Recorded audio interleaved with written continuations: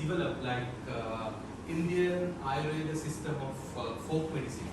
It had been practiced by ancient Hindus, Egyptians, among Incas and Mayas in South America, Ebers Papyrus in Greece, and even in Sri Lanka.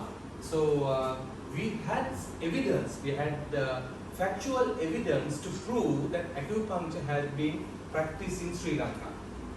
Not only for human beings, but for animals as well. If you go to the ancient Ola leaves, and there has been text nicely elaborated, the points which were given to elephants to tranquilize them, to sedate them, right?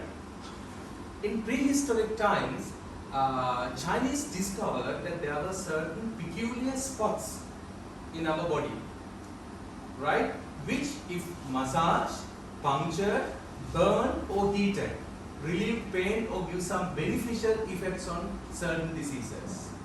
Punctured, massage, burn or heated. So those were the stimulating techniques that we can stimulate acupuncture points. By burning, you know, there are different techniques. For example, if you go to moxibustion, it is a kind of a system that we can stimulate acupuncture point by performing heat close to an acupuncture point, by puncturing an acupuncture needles into this point, because those days they didn't have these steel needles. They were called the bian stones. They were made out from the bamboo leaf, right? So those were the different techniques that we can stimulate an acupuncture point. So ancient Chinese, they discovered the acupuncture point which had therapeutic effects. By some means, they took the points which had the least common denominator, the points which are similar in action. Functionally, these points are similar. Indicationally, these points are similar.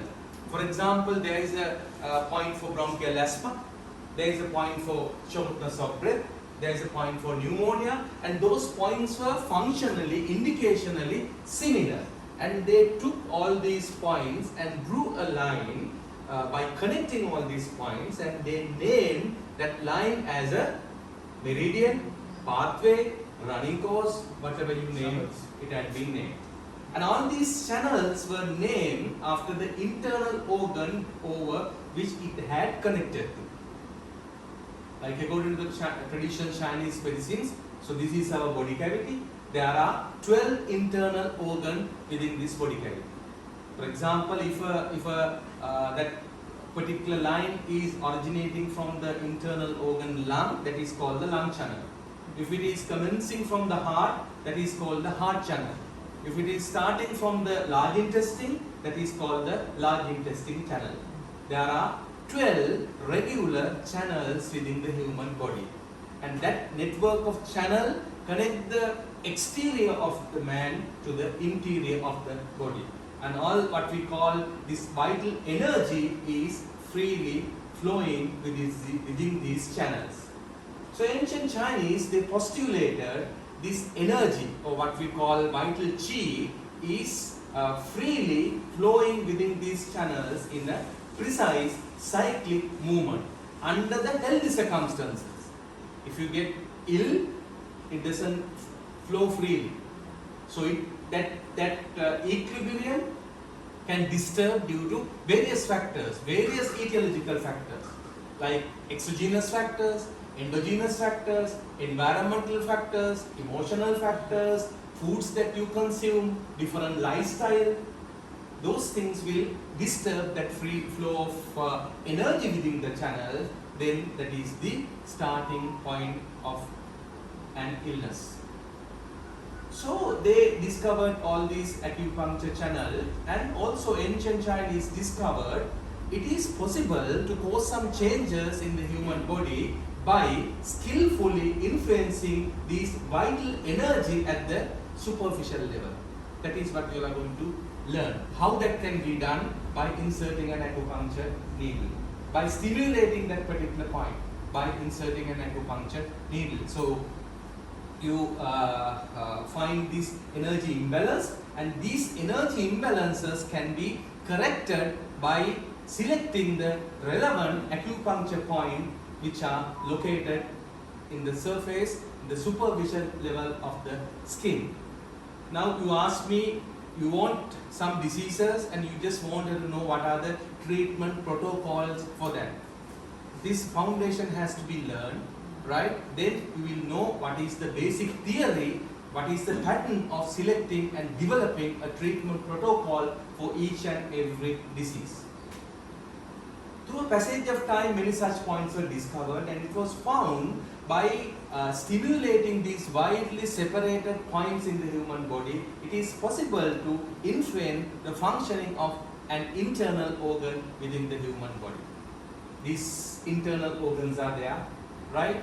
Our skin is there in the surface of the skin and the exterior of the human being and the interior of the human being is being connected by this network of channel. There are 12 internal organs and they divided into Zhang and Fu categories depending on their functions according to the traditional Chinese medicines, right? For example, all the yin organ which are located above the diaphragm, all the yin organ which are located below the diaphragm, right? Depending on their functions, ancient Chinese, they categorize these internal organs into Zhang organs and Fu organs. How many Zhang organs are there? 6 and 6 Fu organs. Yes. For the moment we'll say like that, right?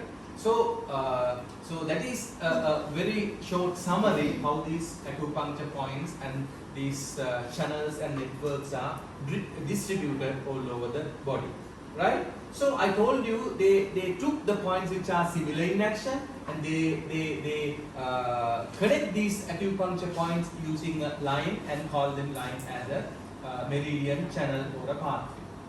And they look at these points, they discovered this point accidentally. Those days these points were not systematically arranged, right? By accidentally they discovered this point. Anyway, after discovering these points and they started to use these points as a combination for a disease. Now for example, if there is a disease called X, okay, that particular combination can be used to treat for that disease what we call X. There are different levels that we can select an acupuncture point.